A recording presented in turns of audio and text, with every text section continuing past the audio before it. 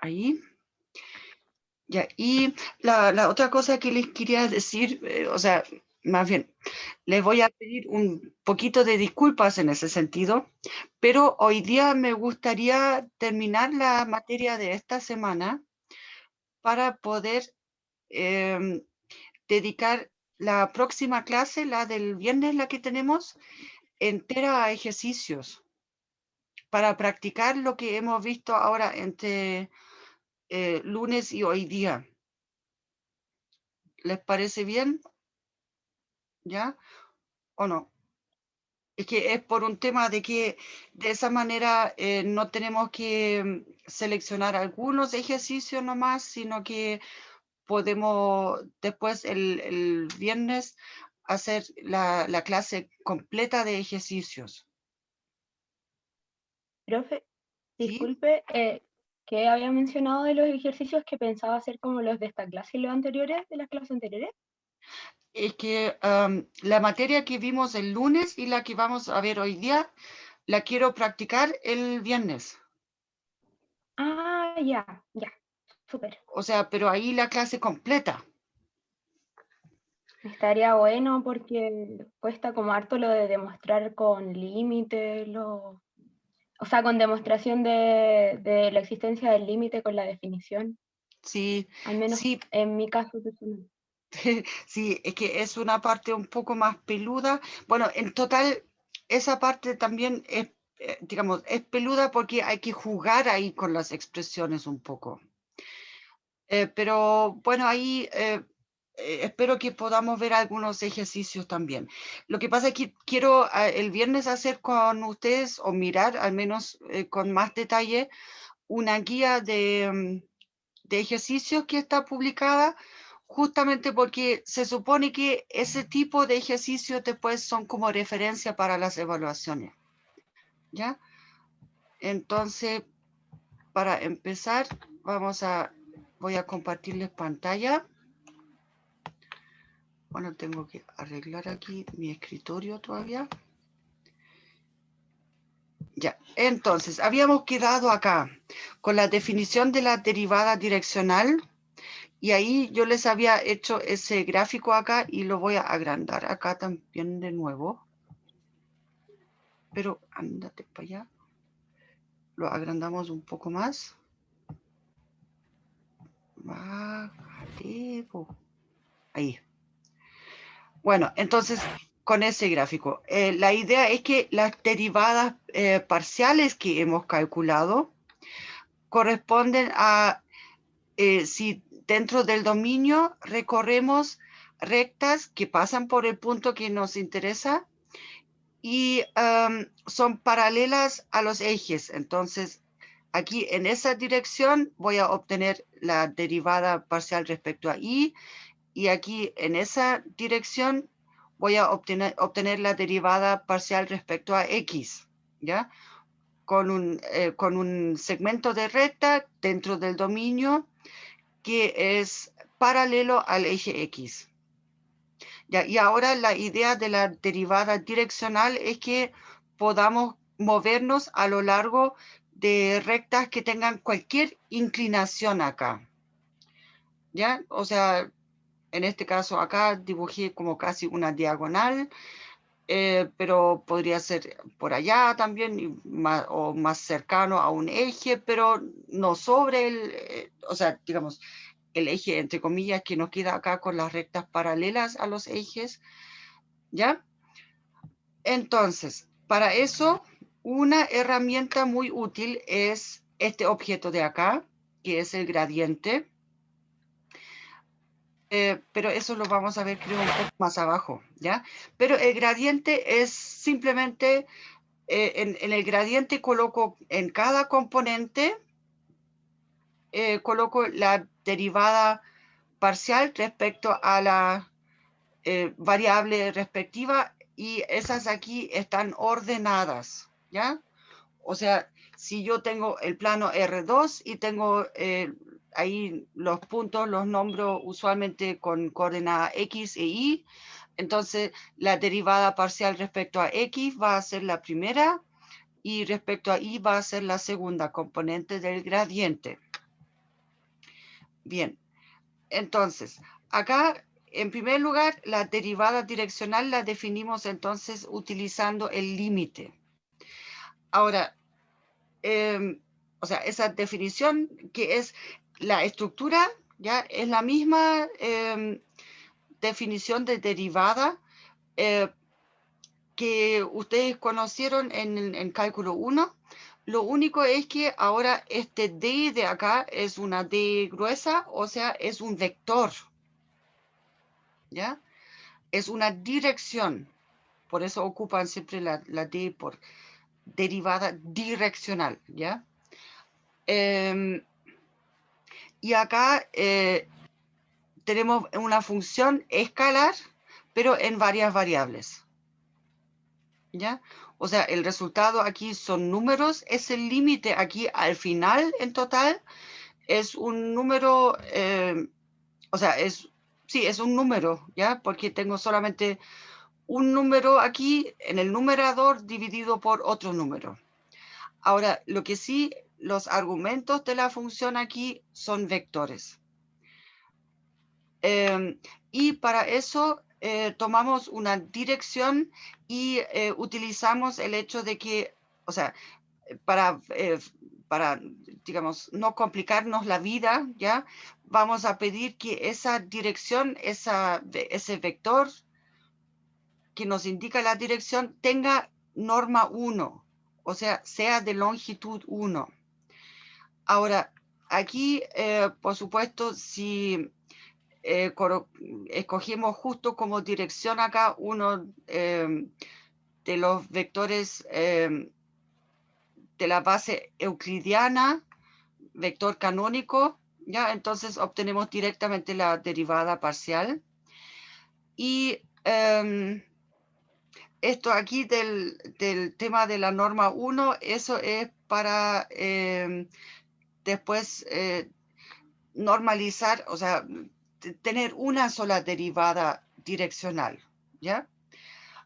Y ahí creo que al final de la última clase alcancé a decirles, muchas veces sucede en los ejercicios, ahora no sé si siguen con eso, porque yo estuve fuera de cálculo 3 por algunos años, hice otros ramos, me refiero en el intertanto. El tema es que por lo general en los controles ponían un vector que no tenía norma 1. Entonces primero había que calcular su norma y después multiplicarlo por 1 partido por su norma para obtener al final un vector de norma 1. Parece que ahí entró alguien que no está muteado. Bueno, entonces, aquí está la parte útil de lo que es el gradiente, lo que les dije.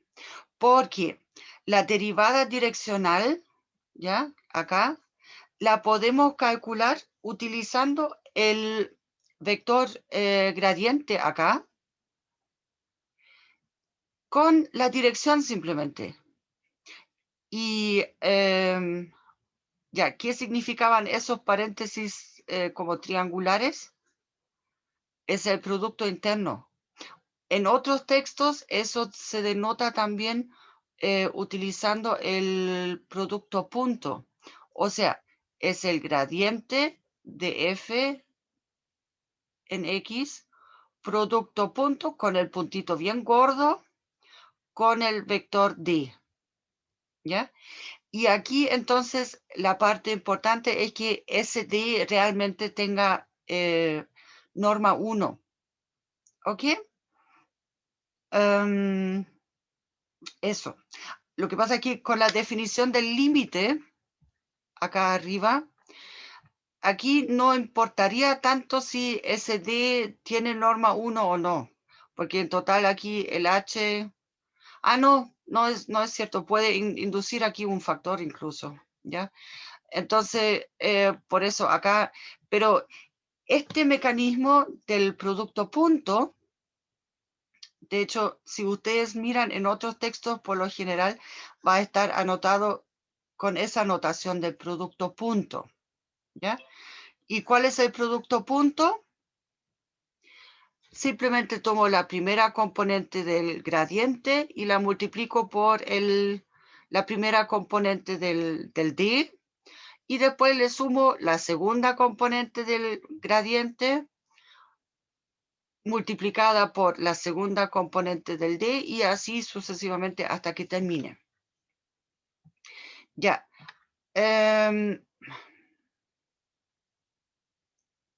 Bueno, acá en el ejemplo simple es 5, me refiero, es más bien una observación. Si tenemos una función diferenciable en el origen, en este caso, y el gradiente, una función de R2 en R, ¿ya? Entonces, aquí tengo solamente dos variables, y el gradiente, si en ese punto es el vector nulo, o sea, el 0, 0, entonces aquí si formamos el producto punto con cualquier dirección, entonces eso siempre nos va a dar 0, ¿ya? Eso. Ahora, lo que sí, aquí para la notación de la derivada direccional, en esos apuntes utilizan acá ese punto coma, o no sé cómo se llama este objeto, y después colocan la dirección. En algunos textos se utiliza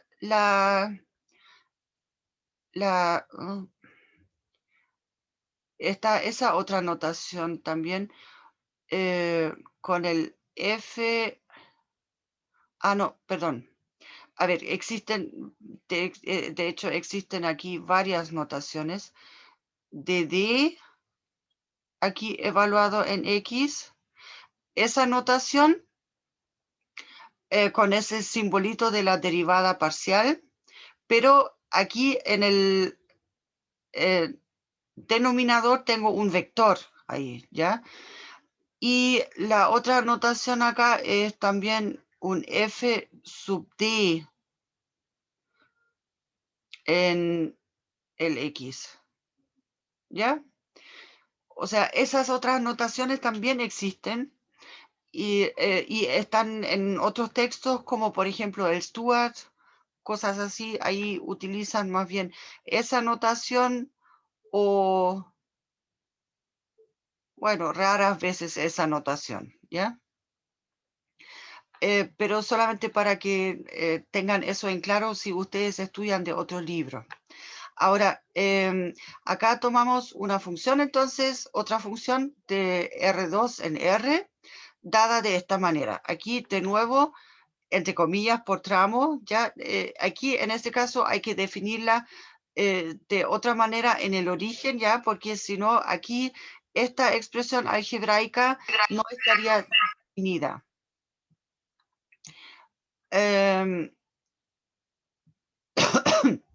Bueno, y aquí pusieron, escribimos como vector fila para ahorrar espacio, ¿ya? Pero eso ya les dije también con el gradiente, eso. Ahora, acá lo calculan utilizando la, a ver, con la definición. Ahora, el tema es que aquí en una dirección unitaria de unitaria significa esto de acá tiene norma 1, ¿ya? El tema es que y quieren hacer aquí el cálculo primero en general para cualquier dirección, ¿ya? Entonces, tomamos la definición con el límite. F en 0, 0 vale 0, ¿ya? Y aquí para el h de 1, h de 2, a ver, para eso miramos acá la definición de nuevo. X sub 0 es 0, y 0 también es 0. O sea, las componentes, me refiero, de ese vector X sub 0. Entonces me quedan solamente los h de 1 y h de 2 aquí para el argumento de la función. Y ahí ahora tengo que reemplazar en esta parte de acá, porque ahora esos son valores que no son iguales a 0, ¿ya? O sea, al origen en este caso. Ya, eso. Entonces, nos queda esta parte y acá, bueno, está el tema de que tenemos que, bueno, f de 0, 0 es 0, ¿ya? Entonces tenemos que calcular ahora esa expresión de acá, f en h de 1, h de 2. Entonces miramos acá arriba de nuevo.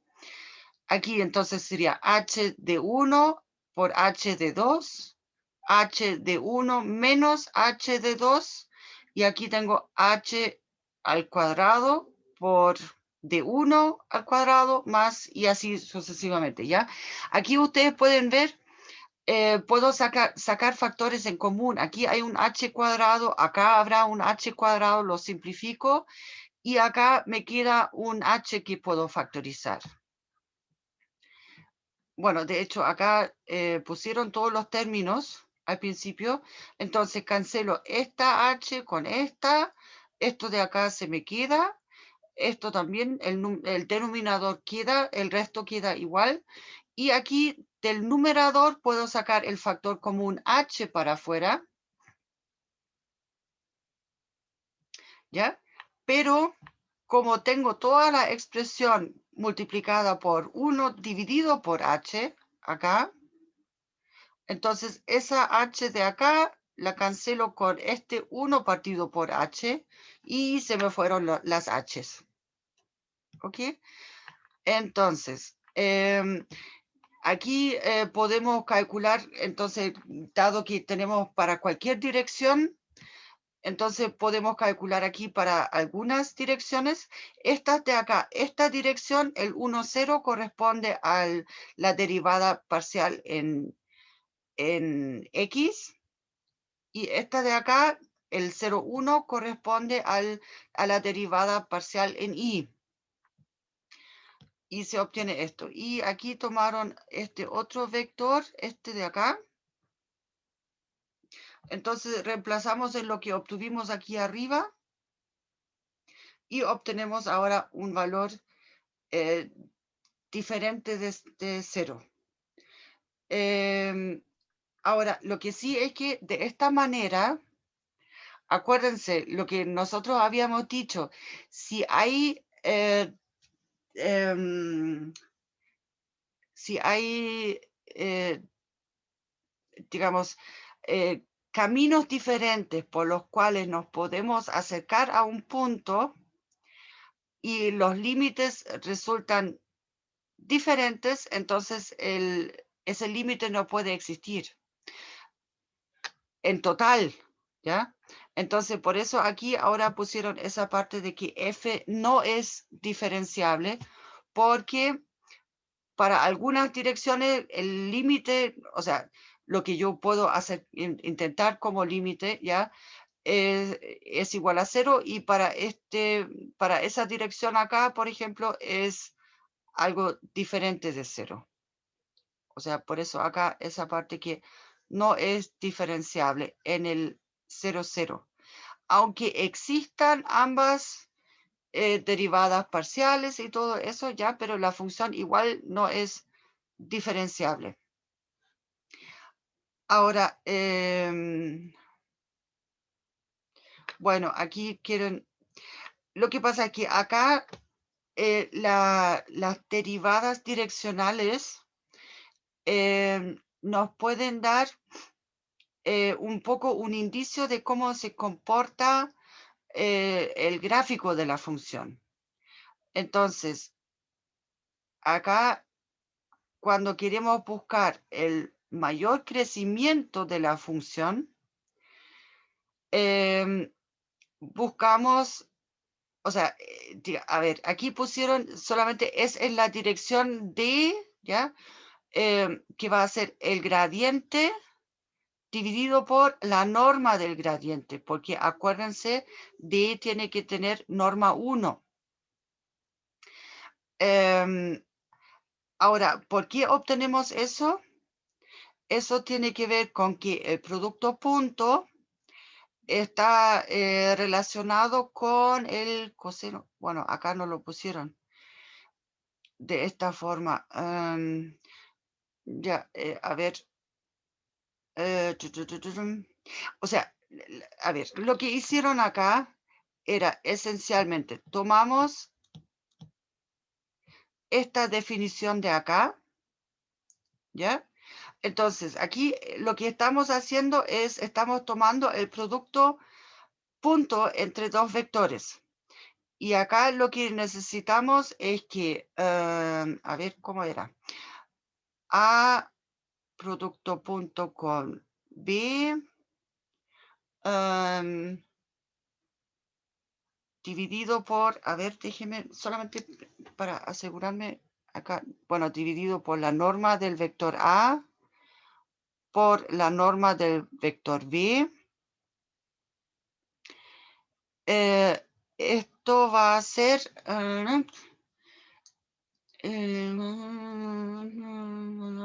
sí, es el coseno de alfa, y aquí alfa es el ángulo, bueno, pongámoslo así, es igual al ángulo entre el vector A y el vector B. ¿Ya? Entonces, aquí, si ustedes se fijan, el coseno va a ser, digamos, maximal para un ángulo cero, ¿ya? O sea, el coseno tiene como valor máximo el más 1 y tiene como valor mínimo el menos 1, ¿ya? Entonces, a eso se refiere ahí la parte de la, aquí de la demostración de eso, ¿ya? Em, pero eso no es como tanto la desigualdad de Cauchy-Schwarz, sino que es esa identidad que yo les mostré aquí un poco más arriba, ¿ya? Entonces, acá esta situación corresponde al caso de que el, el coseno sea más 1 y como la norma de D es 1, ¿ya? Entonces, por eso no aparece en la fórmula después. Y acá, por lo mismo, acá aparece esto con la dirección opuesta a eso, ¿ya? Porque eso aquí corresponde a lo que es el coseno de menos, o sea, cuando el coseno vale menos 1. Ahora, el tema es que, eso sí, para el bueno, mayor decrecimiento, ¿ya? O sea, bueno, ya cuando el crecimiento es más pequeño, ¿ya? Por decirlo así. Bueno, el tema es que aquí no creo que sea tan necesario hacer la demostración completa aquí, aunque igual no es muy larga aquí la demostración para eso. Ya, lo importante es que mediante la, la, la definición con el producto punto más la otra identidad que yo les puse en general para el producto punto, entonces podemos calcular aquí, despejar de la otra ecuación la dirección de mayor crecimiento y la de mayor decrecimiento, ¿ya? Que corresponde al coseno de más 1, o sea, cuando el coseno vale más 1 y cuando el coseno vale menos 1. Ya, ahora, aquí se ponen al tiro con el tema de la diferenciabilidad. Acá, ahora a ver el caso de una función en varias variables, pero ahora una función vectorial. O sea, el resultado es un vector. Entonces, aquí de nuevo, la única herramienta que tenemos en un principio va a ser trabajar con los límites, ¿ya? Ahora, para poder facilitar aquí un poco los, las maneras de cómo, las notaciones, lo que hacemos acá es introducimos lo que es el jacobiano. ¿Ya? Ahora, el jacobiano es esencialmente, bueno, ahora como tenemos una función de varias variables, pero con un resultado vectorial, significa que acá la función, esta f1 es una función en n variables, la f2 es en n variables también, y la fm también, la última también es en n variables. ¿Qué quiere decir eso? Acá tengo n derivadas parciales, acá tengo n derivadas parciales y acá también, ¿ya? Entonces, de esa manera vamos a construir una matriz ahora. Y esa la construimos de la siguiente manera. En la primera columna colocamos todas las derivadas parciales respecto a la primera variable. Segunda columna van todas las derivadas parciales respecto a la segunda variable y así hasta la última. O sea, o si ustedes quieren pensarlo de otra manera, en la primera fila van todas las derivadas parciales respecto a todas las variables de la primera función componente. Después en la segunda fila van todas las derivadas parciales de la segunda función componente y así sucesivamente, ¿ya?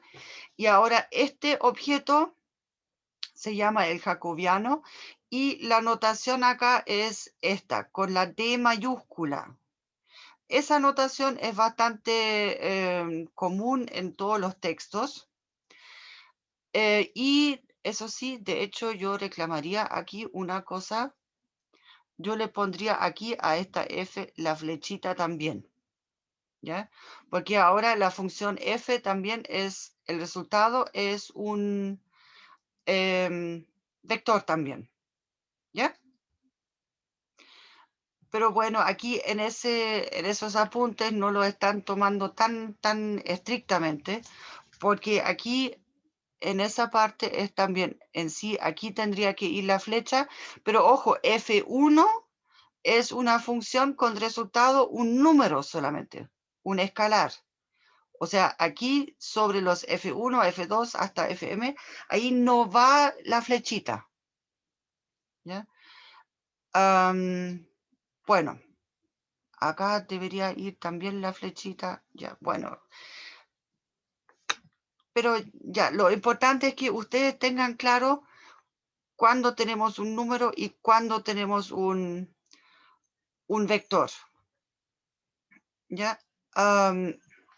Bueno, matriz jacobiana o diferencial, por eso la D, pero lo del jacobiano es más conocido, ¿ya? Bueno, ya, aquí la notación, aquí estamos con las matrices que tienen,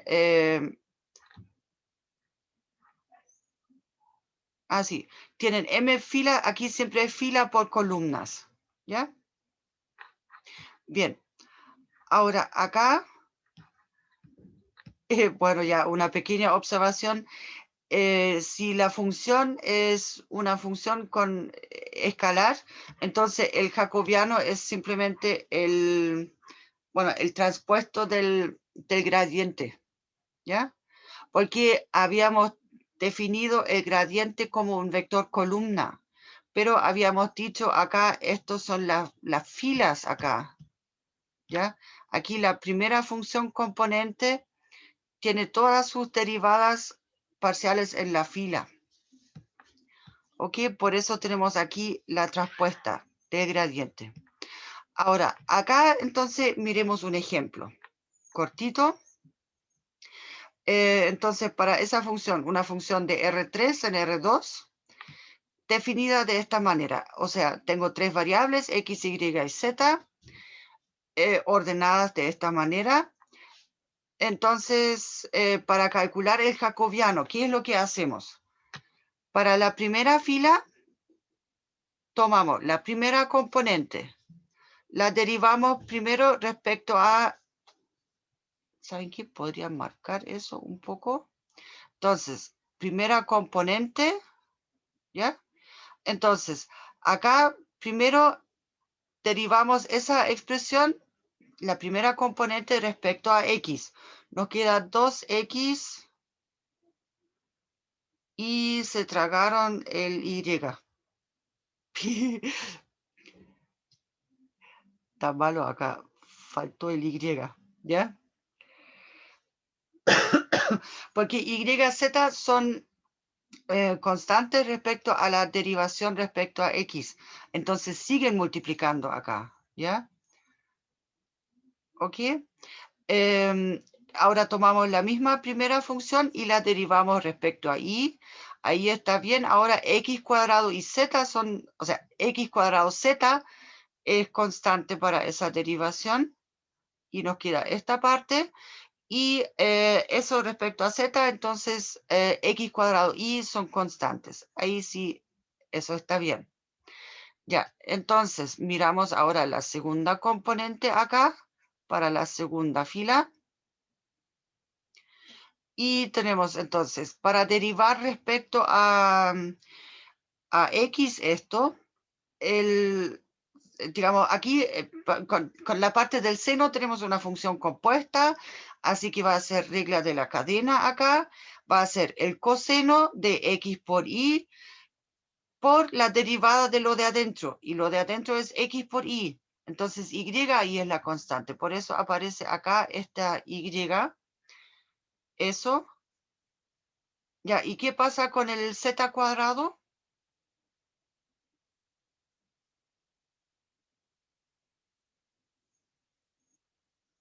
Clic, clic. No pasa nada.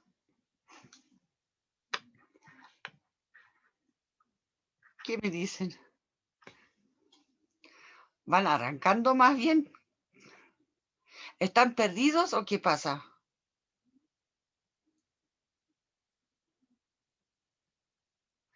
El z cuadrado es constante, sí, y la derivada de una constante es 0. Exactamente. Entonces, acá para la siguiente derivada es, o sea, para el siguiente lugar tengo que derivar ahora la parte marcada en verde aquí arriba. Esto lo derivo respecto a y. Entonces acá tengo la misma regla. Ahora x es constante y z también es constante. Por lo tanto, no aparece acá.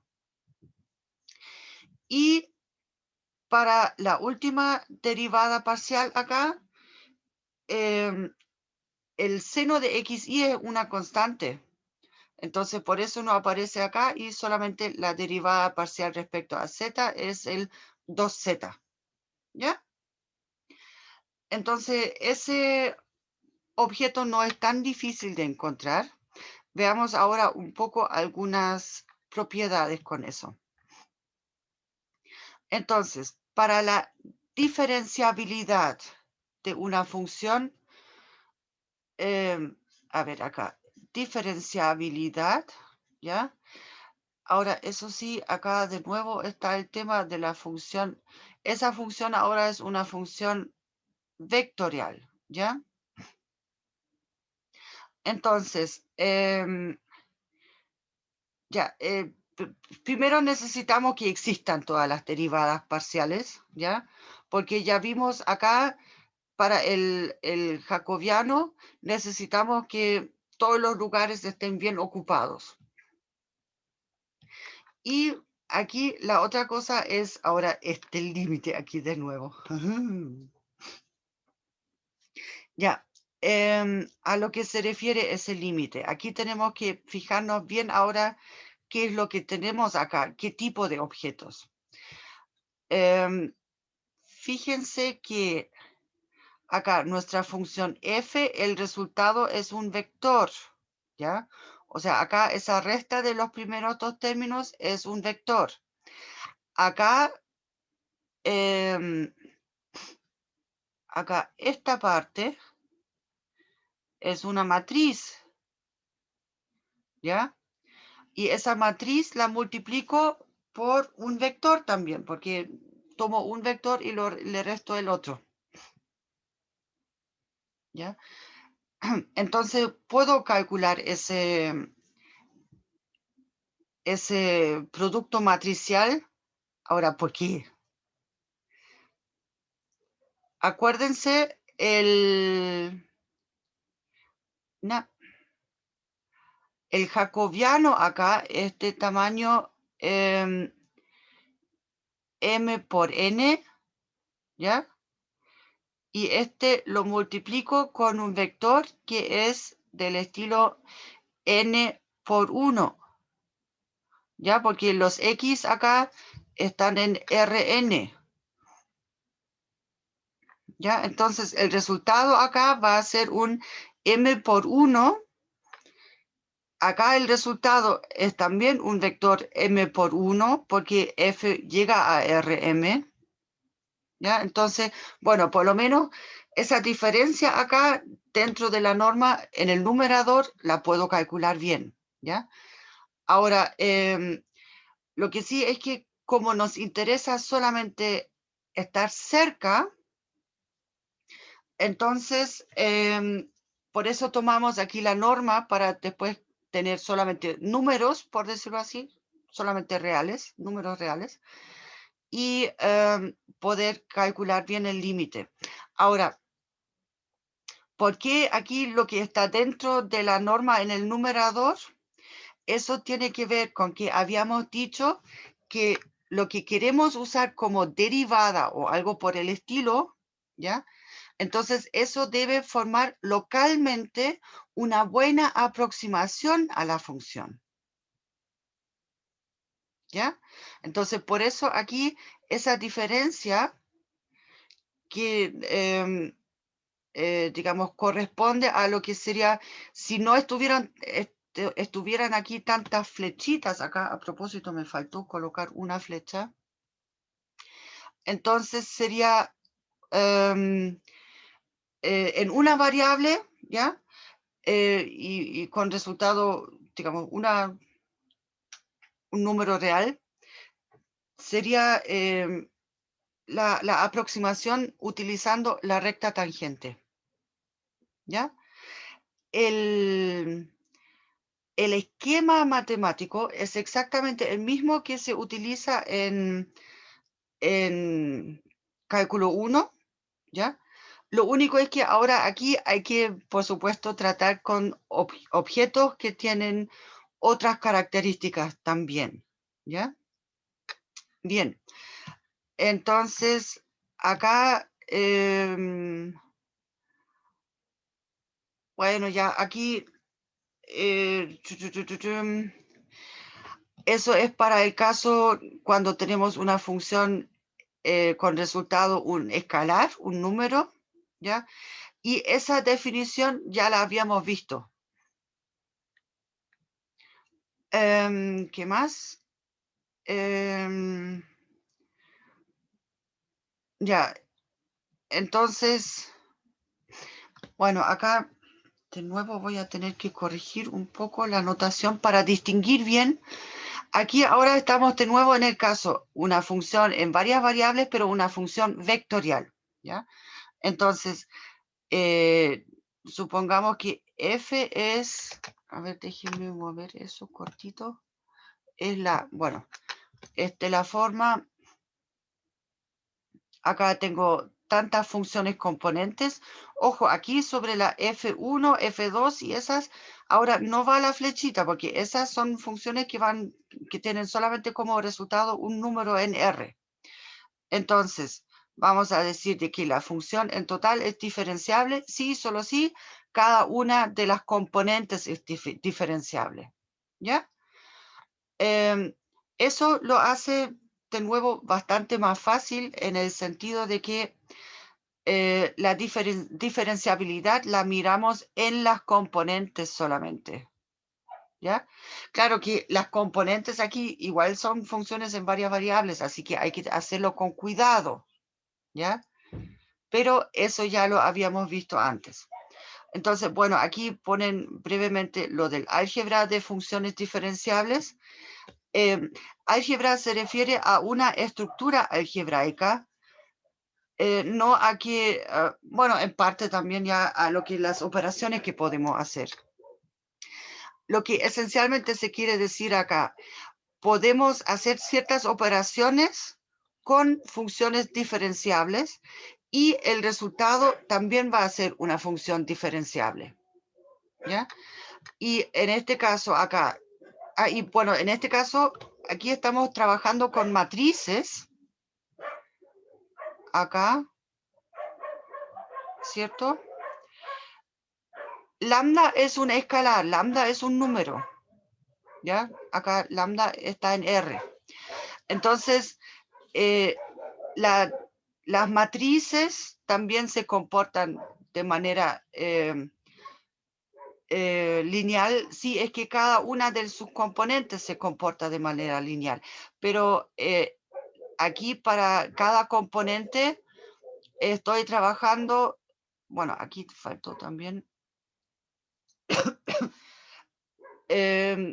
con funciones que sean en varias variables, sí, pero son con resultados un número nomás. Entonces, sí se comporta bien eso, efectivamente, ¿ya? Aquí pusieron de nuevo, bueno, ya sí, m es 1, o sea, si tenemos funciones escalares en varias variables, entonces aquí incluso el producto es diferenciable.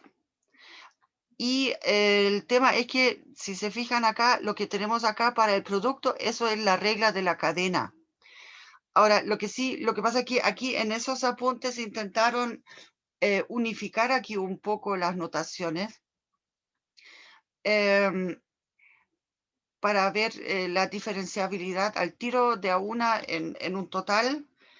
En otros textos acá, de repente aparecen entonces, para esta situación ya aparecen los ejemplos con las derivadas parciales, ¿ya?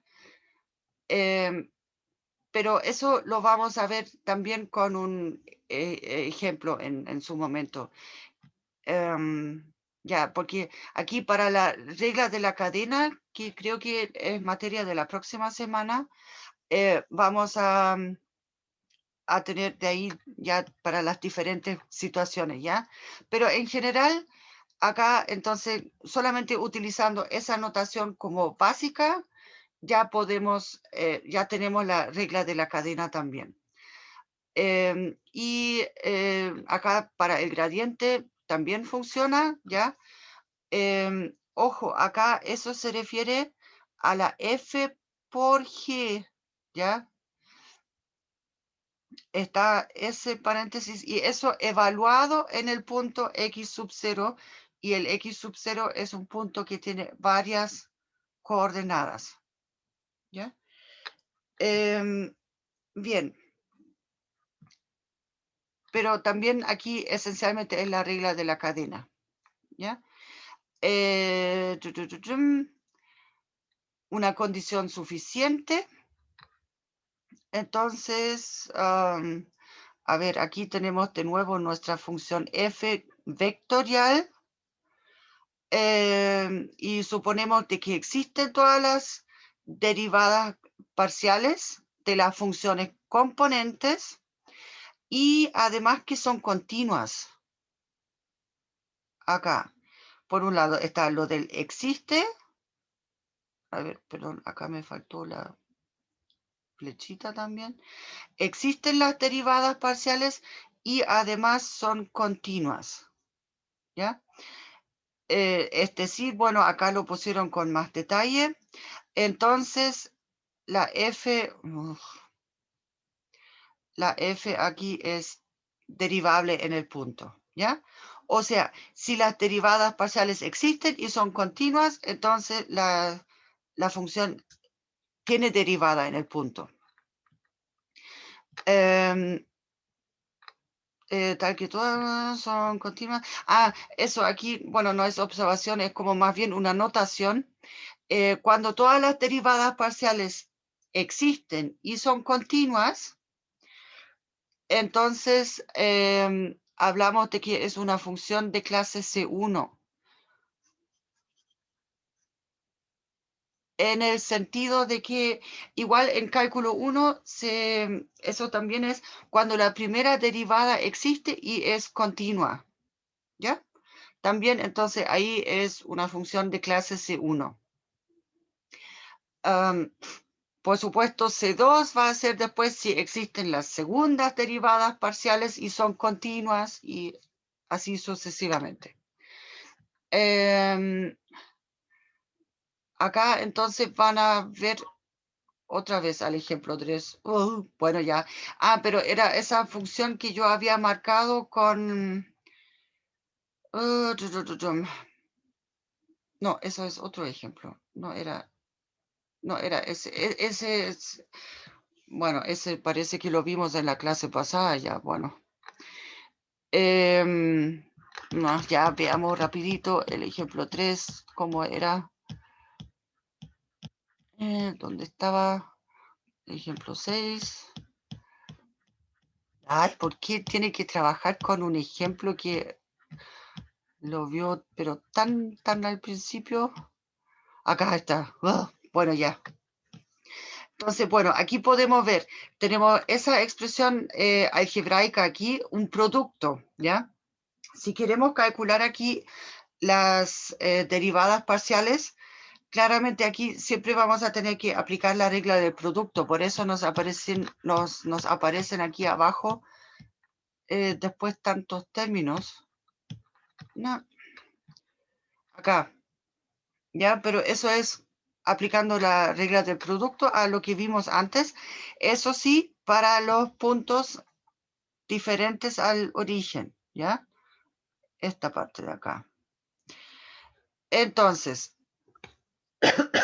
son derivadas parciales continuas para todo X, y aquí la ventaja es que estamos sacando el origen en ese dominio. Bueno, el álgebra de funciones continuas se refiere a que si yo multiplico dos funciones continuas, entonces son continuas. Yo puedo incluso dividir una función continua por otra función continua y el resultado va a seguir siendo continuo siempre y cuando no esté dividiendo por el cero. Lo que estamos viendo acá. Como estamos sacando el origen, entonces no tenemos ese problema y esas expresiones acá, esas fracciones, son continuas sobre este dominio efectivamente. Y por supuesto también la composición, o sea, una función continua evaluada en otra función continua, siempre y cuando no existan problemas con el dominio de la una y el recorrido de la... Bueno, ya, así, esos detallitos, pero eso también va a ser continuo, ¿ya? Entonces, por la proposición, entonces sabemos de que f, la función con la flechita acá, ya va a ser diferenciable siempre y cuando no estemos en el origen. Ya. Ahora, el problema que tenemos que ver ahora es qué pasa en el origen, ¿ya? Entonces, en el origen, si miramos acá las derivadas parciales, esas ahora claramente no son continuas, ¿ya? Porque de hecho ni siquiera está definida acá, o esta. Entonces, por lo tanto, no son continuas en el origen. Por lo tanto, acá, de esta manera, bueno, ya acá incluso intentaron, o sea, pusieron otro argumento más para poder decir de que esa función entonces para el origen no es diferenciable, o por lo menos no lo podemos concluir, ¿ya? Eso. Miren, se salvaron. Con eso ya terminé con la tortura. La próxima clase quiero hacer los ejercicios con ustedes. Y puros ejercicios, pero cuidado de todo eso lo que vimos hoy día. Y la clase pasada. ¿Ok? A ver, primero respecto a la materia, ¿quedan los conceptos más o menos claros? Al menos intuitivamente o no. Sí, profe. Bien, entonces la próxima clase vamos a practicar eso y a full, ¿ya? Em, porque eso se necesita para afirmar aquí todos los conceptos que hemos visto y es que lo que pasa es que ese enfoque que pusieron en estos apuntes, bueno, es entendible, lo hicieron para ahorrar tiempo un poco, ¿ya?